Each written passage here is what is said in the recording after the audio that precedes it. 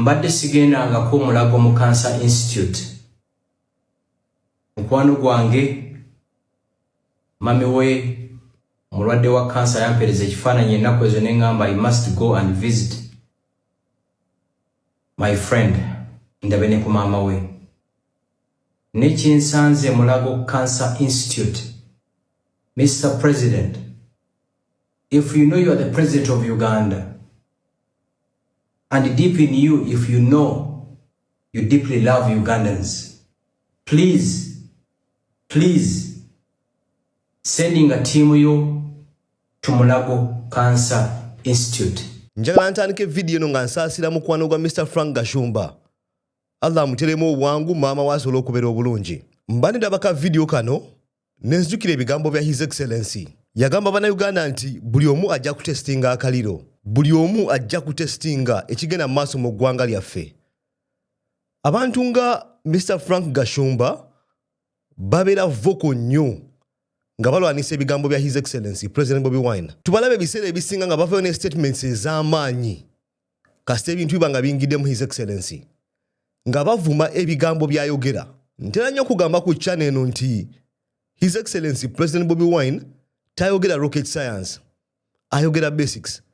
Akona ku nsonga nga amalwaliro, amasomero, enguudo n'akuba system n'abantu abatambuza zino systems oba bazikulembera. Naye ate ebiseera ebisinga ogenda kwesanga nga afuna resistance ng'eva mu bantu nga Frank Gashumba. Kyannaku nnyo nti maama wa mukwano gwa Frank Gashumba yafuna kansa n'agenda e Mulago. Mu bigambo bye Mr. Gashumba kugamba nti yayita agenda nako ku Cancer Institute.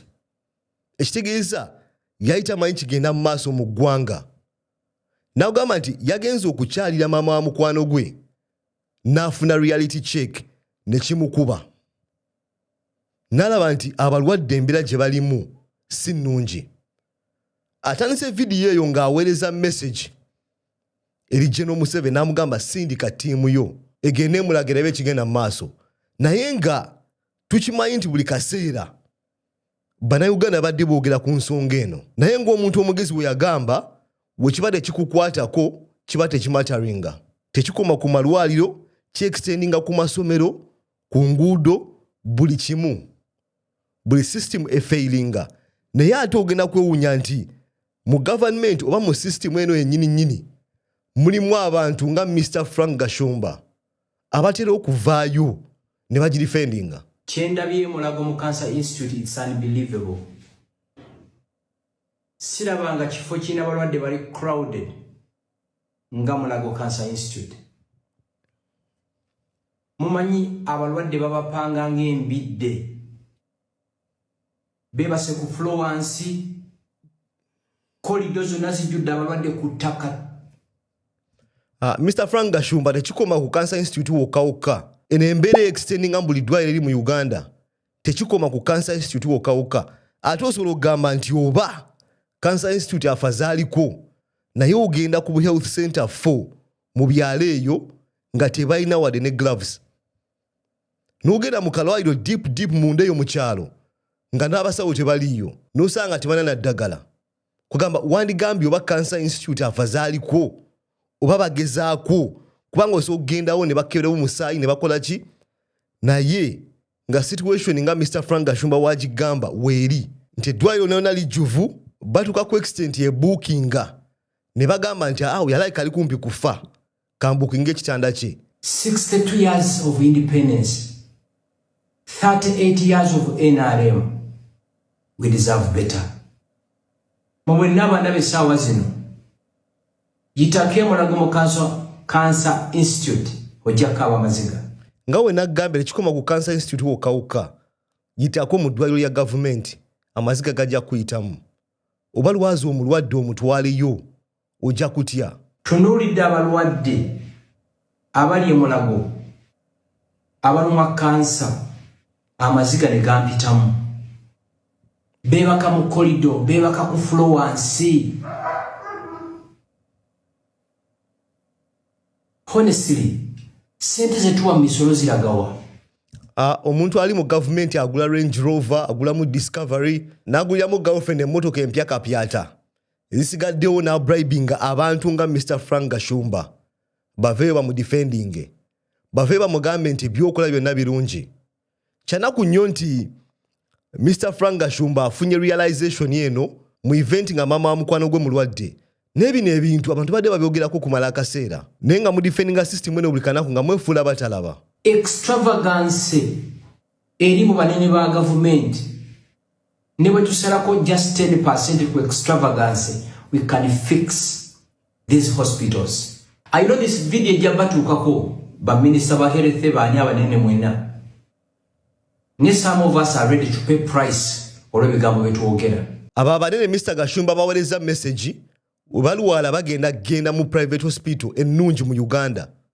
Ojabala nga bali nakasero kuzibasobola okwaffordinga. Wekireme nakasero agenda kulinnya ennyonyi agende Nairobi. Wekigale Nairobi kwaga kana agenda kulinnya ennyonyi agende mu America. Kwagamba nti bo banafuya healthcare system yaffe naye nga ate bo si ba client beyo system.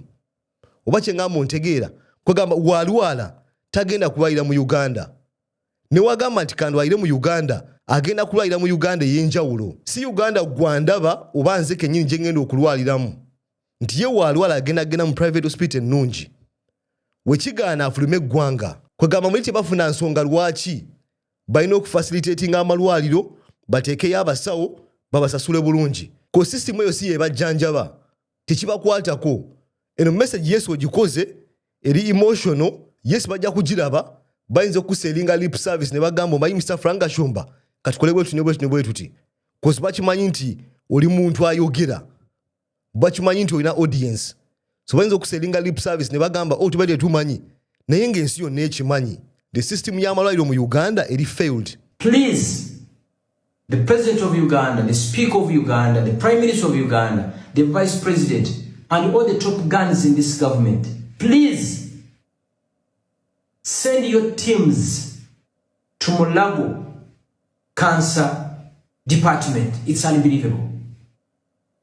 Chenda bye Mulago mu Cancer Institute sikirabanga. Abalwadde bebaka ku flowance.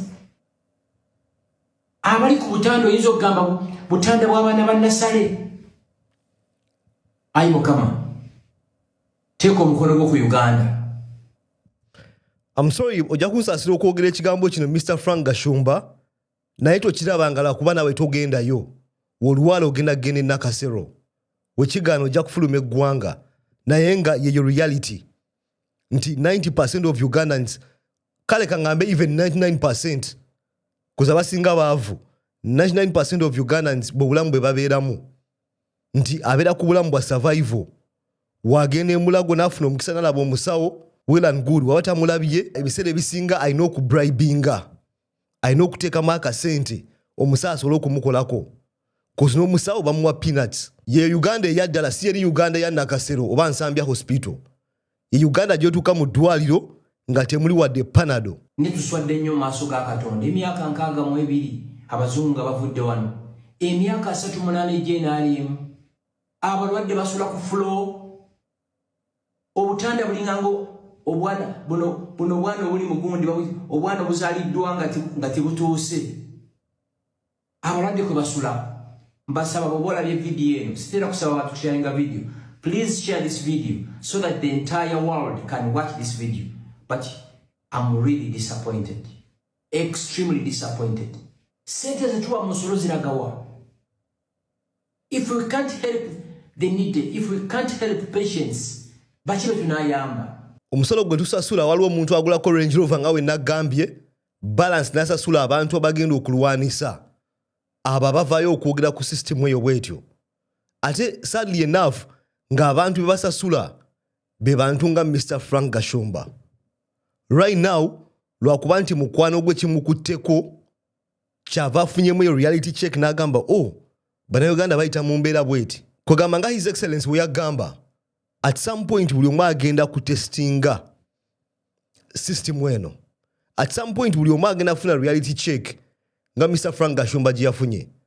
Njagala ompendooze mu comment section wansawo ompe experience yo ey'okugenda mu malwaliro mu Uganda oba ali ogenzeeko emulago oba olina omulwadde yali agenzeeko emulago njagala oteeka experience yo mu comment section wansawo video ogilikinge ogisharinge nja kusaba subscribinga oba osobodde njabala mu video eddako.